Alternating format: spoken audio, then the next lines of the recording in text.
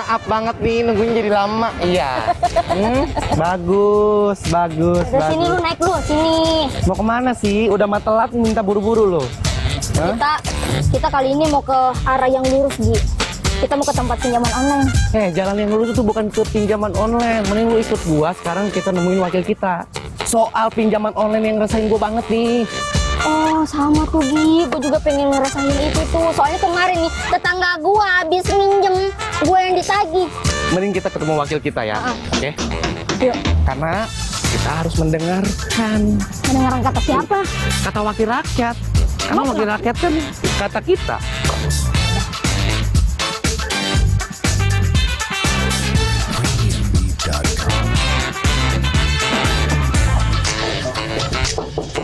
Assalamualaikum. Yuk. Assalamualaikum. Assalamualaikum. Assalamualaikum. Pak. Halo Pak. Halo Pak, saya Musdalifah. Halo. Oh iya Pak, kita izin buka masker ya? Izin buka masker ya Pak ya. Nggak apa-apa. Iya, masa ngobrol sama. buka dulu ya. Maaf. Kenapa? Saya mau curhat Pak sebenarnya soal pinjaman online. Kenapa? Yang aplikasi-aplikasi itu kan Pak. Nah itu kan udah makin marak ya Pak ya.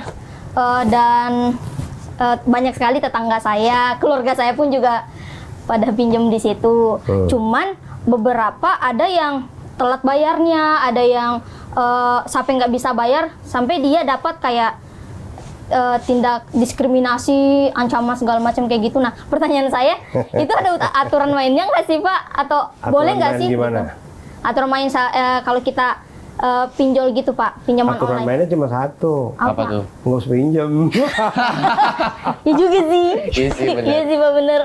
Kalau bicara pinjol, sebetulnya salah satu ancaman dari terkait masalah pinjol ini, yaitu kan penyebaran data pribadi. Oh, iya. Ancamannya kan hanya itu iya. biasanya. Saya pikir ya sebaiknya sih masyarakat tidak mudah tergiur dengan persyaratan yang mudah, pencairan yang mudah. Iya betul.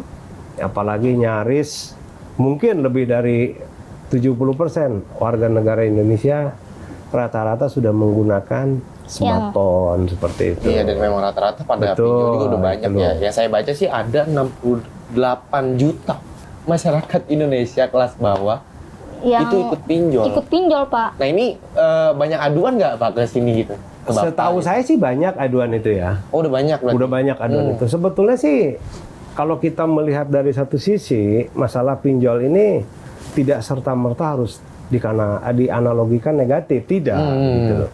Tapi semua berbalik lagi kepada kebutuhan kita. Bisa Kalau mana memang ya? kita membutuhkan modal kerja dan kita bisa menutupnya begitu loh. Saya pikir nggak ada masalah gitu loh. Tapi kalau memang hanya untuk sebatas konsumtif, akhirnya jadi bermasalah seperti itu. Oh, berarti sebenarnya jawabannya tuh boleh kan? Boleh. Boleh, Ya, tapi sama kadang-kadang saya aja. kadang-kadang kan kita ini ngerasa kalau kita mau pinjam itu kita kayak Gatot Kaca. Gagah. Gitu. Wih, minjem. Kalau kamu datang apapun saya suguhkan gitu.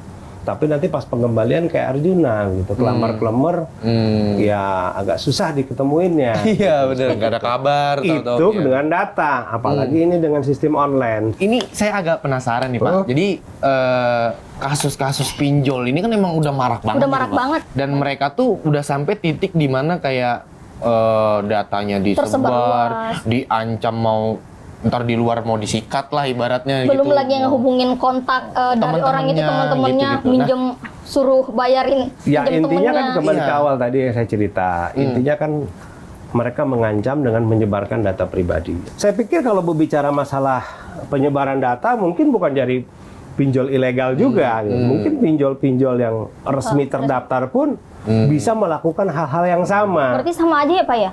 Ya nyaris sama aja, cuma perbedaannya mungkin karena ini sudah terdaftar, mereka lebih Ada smooth lah, hati-hati. gitu Smooth lah, loh, lebih hati-hati, Pelan-pelan. Oke. lebih pelan-pelan dibanding pinjol yang tidak Yang terdaftar. tidak terdaftar, Legal. jadi Kalau tidak terdaftar kan mereka bisa seenaknya Oh, saja. iya, benar. Betul, Pak. Nah kalau yang kejadian waktu itu tuh ada anggota DPR yang nutup.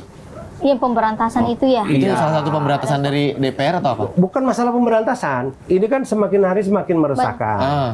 kami ini dipilih oleh masyarakat dan kami merupakan representasi dari masyarakat. Banyak pengaduan dari dapil kami terkait masalah atau dapil-dapil anggota dewan lain terkait masalah pinjol ini. Jadi tidak ada salahnya karena saya bermitra dengan OJK, dengan BI, kami sampaikan hal ini kepada mitra kami.